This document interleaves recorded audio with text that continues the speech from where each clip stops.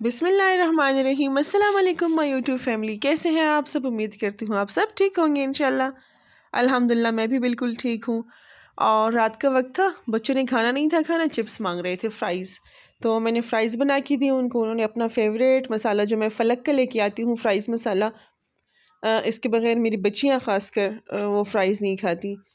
तो ऊपर से नमक तो मैं फ्राई करने के टाइम ही डाल देती हूँ, और ऊपर से फिर ये लोग ये मसाला डाल देते हैं, छिड़क देते हैं इसके ऊपर। और बस ये खाने-शाने, क्योंकि आजकल बारिशें चल रही हैं, मौसम बहुत प्यारा हो रहा है। सोचने में इंसान डूबा हुआ होता है कि इस वक़्त क्या पकाया जाए और क्या खाया जाए। कोई और सोच दिमाग में आती ही नहीं है, कोई और फ़िक्र। तो फिर रात की तकरीबन 12:30 बजे का टाइम था, मेरे हस्बैंड ने कॉल की कि मैं आ रहा हूँ बाहर से और खाना नहीं है खाना, तो मैंने खाना नहीं खाया। तो फिर मैंने जल्दी से एक चिकन निकाल के, देसी मुर्गा, उसके ऊपर सिर्फ़ धो के नमक लगाया उसके ऊपर, और उसको मैंने फ्राई किया, और बस उसको मैंने ढाँप के रख दिया था इस तरह स्टीम के ऊपर।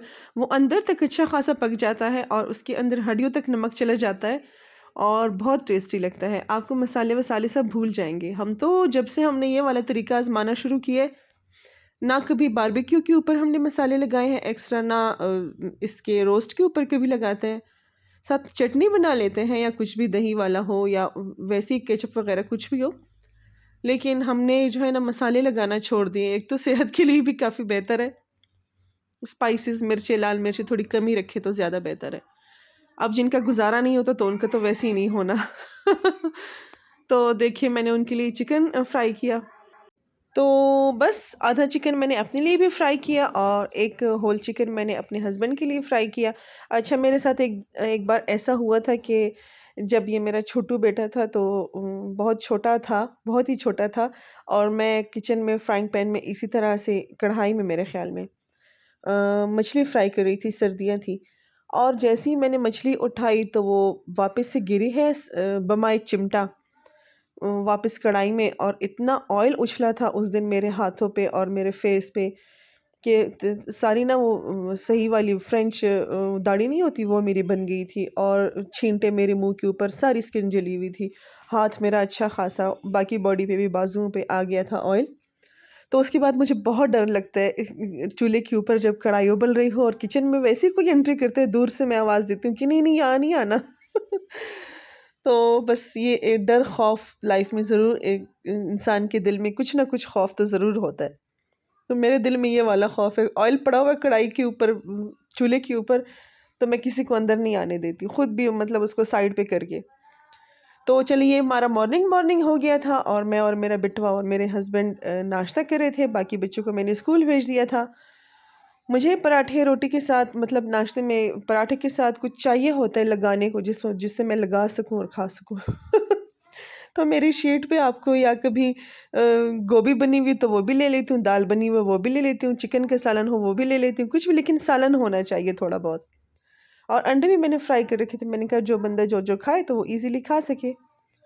और मेरे बिटवा ने तो चाय देखी कि उसके लिए मैं अलग से चाय लेके आई हूँ, और फिर उसने केक रस देखे, तो बस उसको तो फिर लग गई। उसने नाश्ता नहीं किया और चाय पीने, केक रस खाने बैठ गया। उसकी हरकत देखिए माशाल्लाह, इतना सुघड़ तरीके से खा रहा है माशाल्लाह। माशाल्लाह, कि इस तरह खाने को ना दिल करता है इंसान का, कि बच्चे मतलब, हाँ, जहाँ पे हम मेहनत करते हैं तो वो दिखाई दे रहे हैं हमें। इतना ज़्यादा चाय के कप के ऊपर झुक रहा था कि मतलब कहीं एक ड्रॉप ना गिर जाए चाय का मुझसे, माशाल्लाह। तो ये वाली हरकतें और बातें जो होती हैं, ये एक ही दिन में नहीं आती।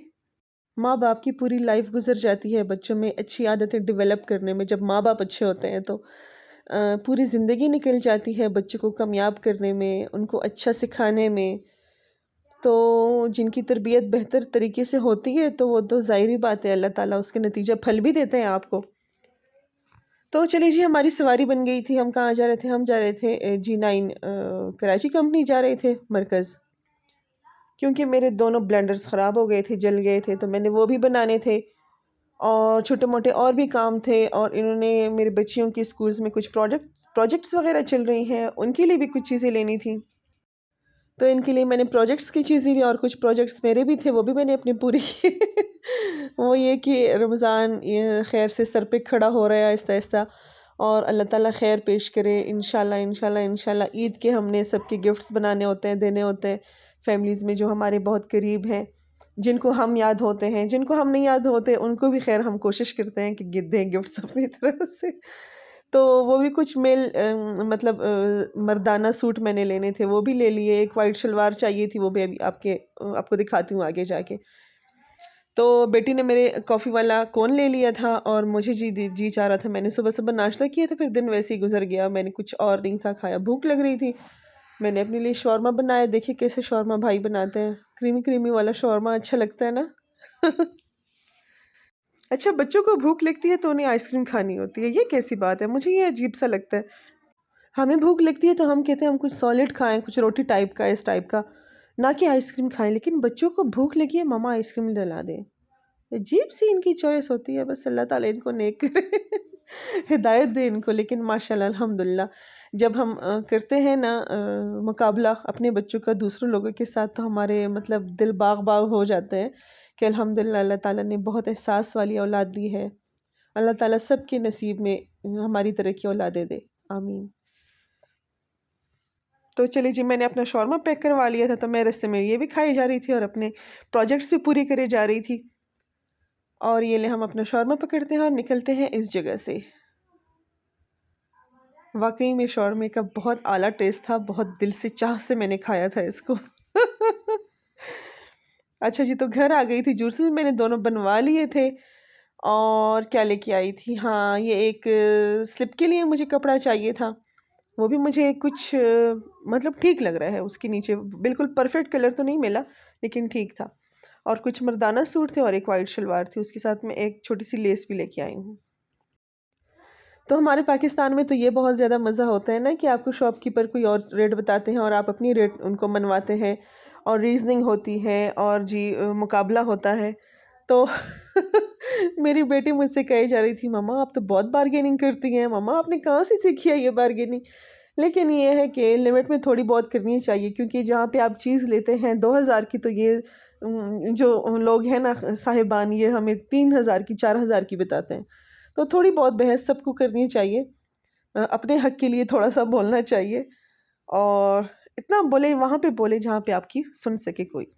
तो चलिए जी, आज के लिए इतना ही। लाइक कीजिए, शेयर कीजिए, सब्सक्राइब कीजिए मेरे चैनल को, और अपनी दुआओं में याद रखिएगा, बहुत सारी दुआओं में हमें याद रखिएगा। नेक्स्ट व्लॉग में मिलते हैं। अल्लाह हाफ़िज़।